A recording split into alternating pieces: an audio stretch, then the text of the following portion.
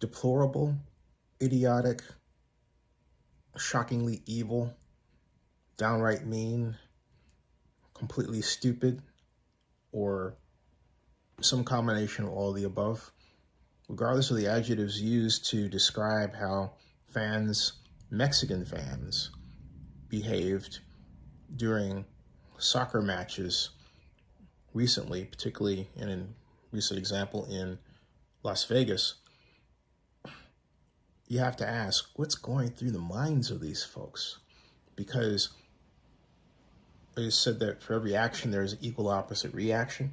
Well, the equal and opposite reaction would be to outright ban Mexican fans.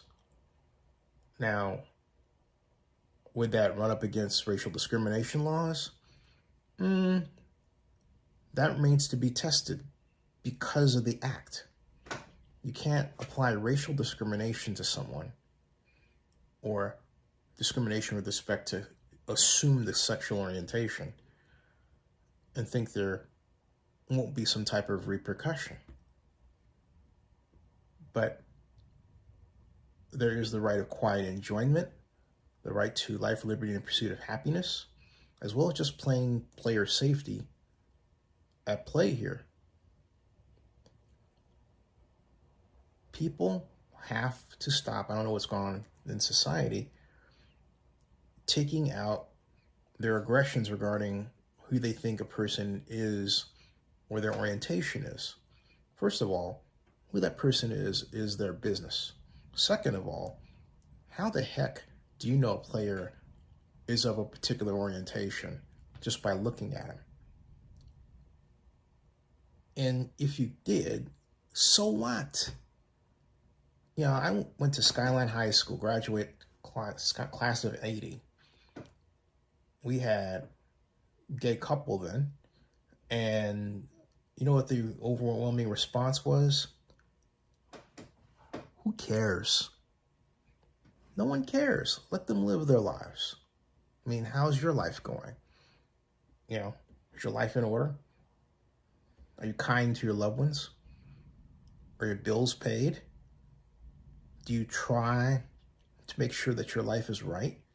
Do you try to do the right thing? Of course, no one's perfect. Circumstances guarantee that.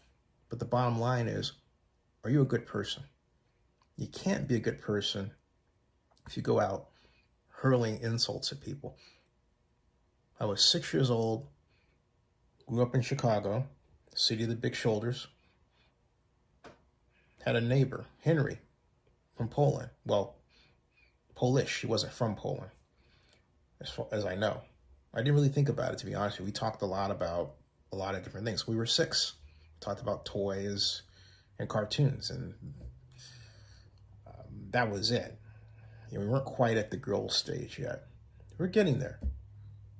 And then I remember Henry moved. And during his time there are people who look like me who assumed that because Henry was white, he was bad. I was proud to defend Henry. Just say, hey, Henry's a good guy, leave him alone. Or just be a safe haven for him to talk to about whatever was on his mind. We talk standing on the fence. His house is over there. We were in a townhouse right next door. Yeah, I'm sad that he left.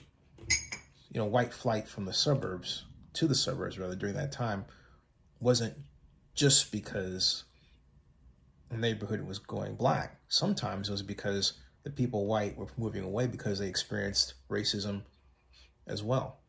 You know, that part of the equation seems to be not considered.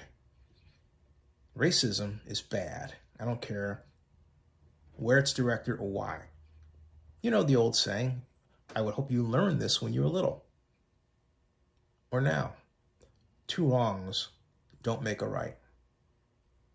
Okay? So that with that, you would say, was it wrong to discriminate against Mexicans because of the actions of a few bad people? And the answer is, I would say, yeah, it is wrong. 2 wrongs don't make a right. But how do we enforce this? Well, I think What we really need to have is beefed up security, a factor of, I would say, 100, and the immediate ejection of people who are doing this. Just throw them out right then and there. Hey, you got to go.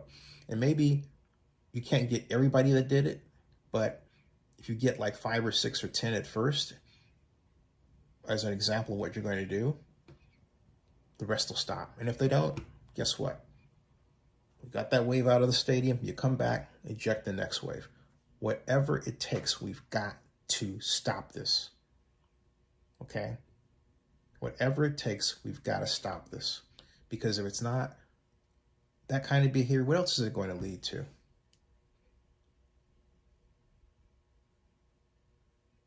Subscribe to Zinnia62 and bookmark oaklandnewsnowblog.com.